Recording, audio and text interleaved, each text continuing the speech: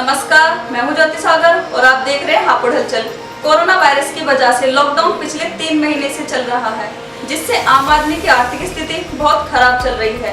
ऊपर से private school वाले अभिभावकों पर 3 महीने की फीस का दबाव बना रहे हैं, जबकि ना ही बच्चे स्कूल गए और ना ही स्कूल द्वारा चलाई गई ऑनलाइन क्लासेस से बच्चों को कोई फायदा हो रहा।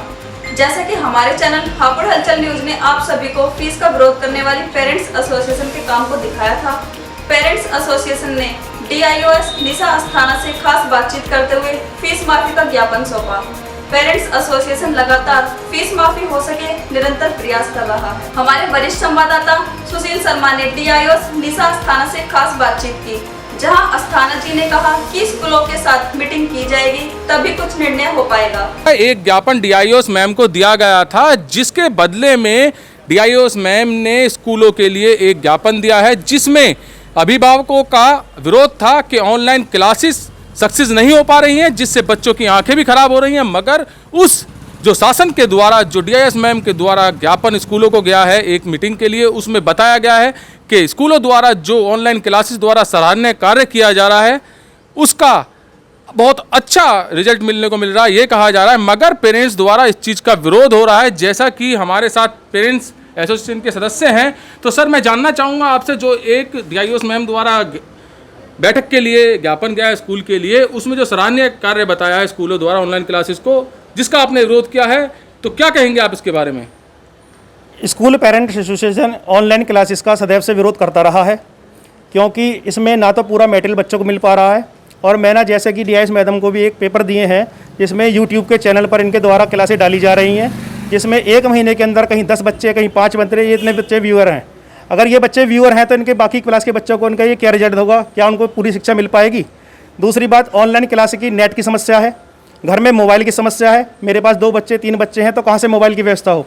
इस महामारी के समय में रोजगार है नहीं, खाना खर्चा चलाना मुश्किल है, कहाँ से नए मोबाइल की व्यवस्था की जाए, कहाँ से इंटरनेट की व्यवस्था की जाए, कहाँ से ब्रॉडबैंड की व्यवस्था की जाए?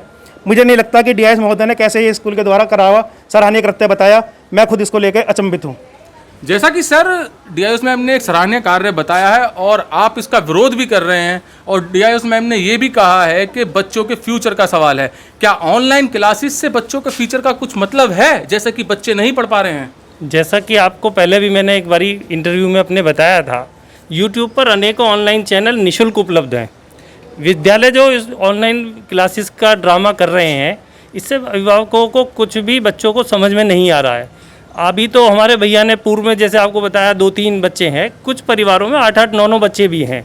तो 8-8, 9-9 बच्चों के लिए अभिभावक 9 मोबाइल रखेंगे, ऐसा संभव नहीं है। और जहाँ पर भी ये पढ़ाई हो रही है, कहीं इंटरनेट के कनेक्शन के बाधा के कारण, कहीं डाटा पैक के 2 GB की लिमिट के कारण ये पढ़ाई बिल्कुल बेकार साबित हो रही है। इसका कोई उपयोग नहीं है।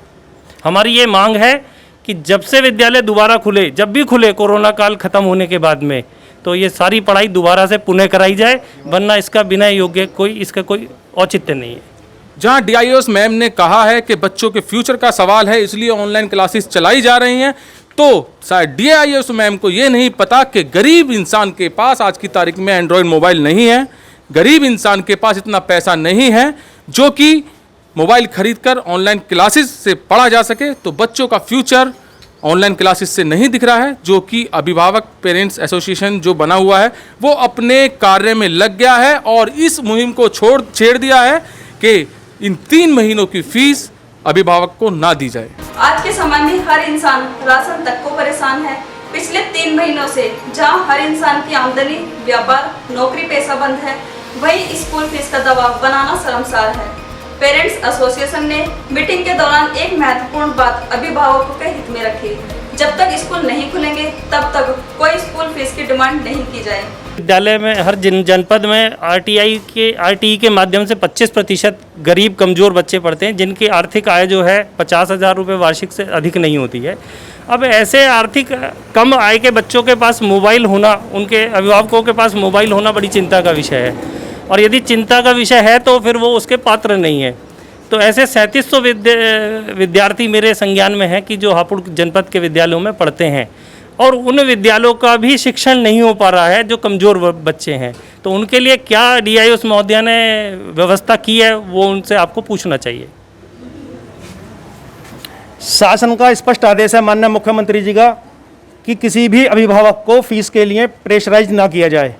जबकि मैंने आपको पहले भी इंटरव्यू में बताया था कि विद्यालय द्वारा इस तरीके के मैसेज बच्चों के व्हाट्सएप ग्रुप जो पढ़ाई के लिए बनाए हुए हैं उन पर भेजे जा रहे हैं, जिसमें स्पष्ट लिखा हुआ है your class is a board class so keep in your mind.